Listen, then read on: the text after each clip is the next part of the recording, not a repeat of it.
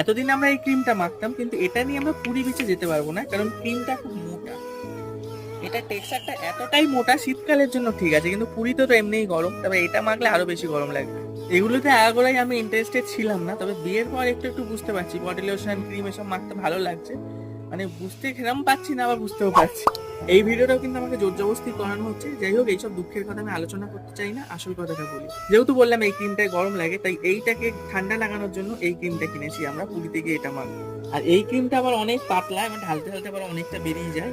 এটা মাখলে আমার খুব ভালো লাগছে, খুব ঠান্ডাও লাগবে পুরীতে গিয়ে। এটাতে আবার ভিটামিন সি, ইউভি, ফিল্টাস, ডুয়েল এই সমস্ত আছে, যেটা মাখলে আমরা সি বিচে গিয়ে যে কালোটা হই সেটা হবো না, উল্টে বেশি ফর্সা হয়ে যাবো।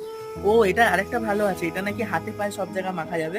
মানে আগে যে 2-5টা মানে ক্রিমের ব্যাগ আমরা নিতাম, এখন এই একটা ক্রিমের বাক্স নিলেই সব হয়ে যাবে। আর আপনারাও এটা কিনতে পারেন। এটা আমি ডিসকাউন্টে পেয়েছিলাম বলে কিনে নিয়েছি, ডিসকাউন্ট না পেলে কিনতাম না।